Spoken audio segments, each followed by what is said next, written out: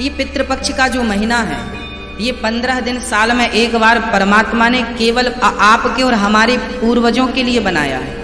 आप अपने पूर्वजों का उद्धार करने के लिए एक दीपक, अभी ये पितृपक्ष चल रहा है, आज से स्टार्ट हुआ।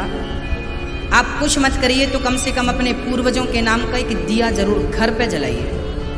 आप और अधिक कुछ नहीं कर सकते तो कम से कम एक रोटी आप आसपास कौवे को देखिए और कौवा को एक रोटी जरूर खिलाइए अपने पूर्वजों के नाम से। इस पितृपक्ष में कौओं को खिलाने की बड़ी महिमा है। इस पितृपक्ष में अन्नदान की बड़ी महिमा है। इस पितृपक्ष में कुत्ते को रोटी खिलाने की बड़ी महिमा है। इस पितृपक्ष में गौ माता को सहलाने की, उसके गले पे हाथ फेर के उसे हरा चारा, उसे रोटी, उसे खीर खिलाने की बड़ी महिमा है। इस पितृपक्ष में ब्राह्मणों को भोजन कराने की अद्भुत महिमा है। दीपक तो आज से ही जलाइएगा। आपके पूर्वजों की जब भी तिथि आवे, आपके दादा की, परदादा की, पिताजी की, माताजी की जब भी तिथि आवे, उस दिन ब्राह्मणों को भोजन कराइए और ब्राह्मणों को इतना भोजन कराइए कि पत्तल में कुछ बच जाए। कहते हैं पितृपक्ष में ब्राह्मण जो खाता है, उसके खाने के बाद जो बचता है, उससे यदि कौवा खा ले तो वो सीधा पितरों तक पहुंचता है। इस पितृपक्ष की बड़ी महिमा है। कहते हैं पितृपक्ष में हमारे पूर्वज कौवा बनकर ही वो अन्न ग्रहण करते हैं। अकस्मात किसी की मृत्यु हो जाती है, अकस्मात कोई फांसी लगा लेता है, कोई ट्रेन में कट जाता है, कोई एक्सीडेंटल हो जाता है, कुछ भी कह लो, इन सब की मुक्ति जल्दी नहीं होती।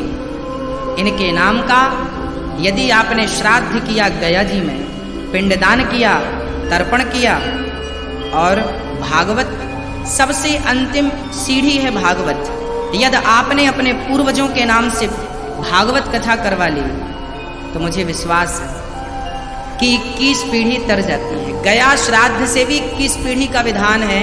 अभी मैं घर पे गरुण पुराण का ही अध्ययन कर रहा था, तो गरुण पुराण में एक वर्णन है कि गया जी में कोई श्राद्ध करे।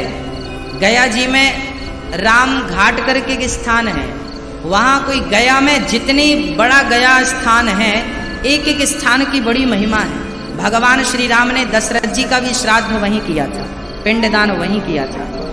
हमें भी अपने जीवन में एक बार कम से कम गया जी जाकर अपने पूर्वजों को जरूर तर्पण करना चाहिए, पिंडदान देना चाहिए, उन्हें भगवान के चरणों में समर्पित करना चाहिए। यदि वो कहीं फंसे होंगे, यत्र तत्र उनका मोक्ष हो जाएगा, सदगति हो जाएगी। आप गया जी ना जा पाए कोई बात नहीं, आप भागवत भी ना करा पाए कोई बात नहीं, आप अपने घर पे ही एक दीपक जला दीजिए।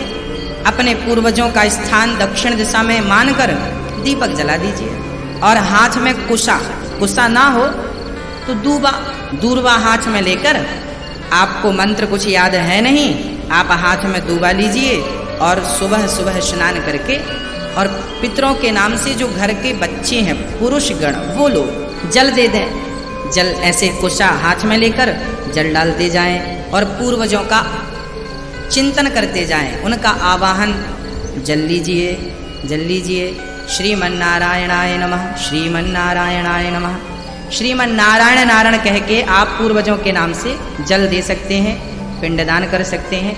नाम भगवान का लीजिए, श्रीमन्नारायण, नारायणाय नमः, नारायणाय नमः, नारायणाय नमः। इस नारायणाय नमः से आप अपने पूर्वजों को जल भी दे सकते हैं, इस नारायणाय नमः से आप पिंडदान भी कर सकते हैं। मतलब ये वो मंत्र है, हर जगह यूज होता है, सब जगह काम करता है और काम करता है पूरा।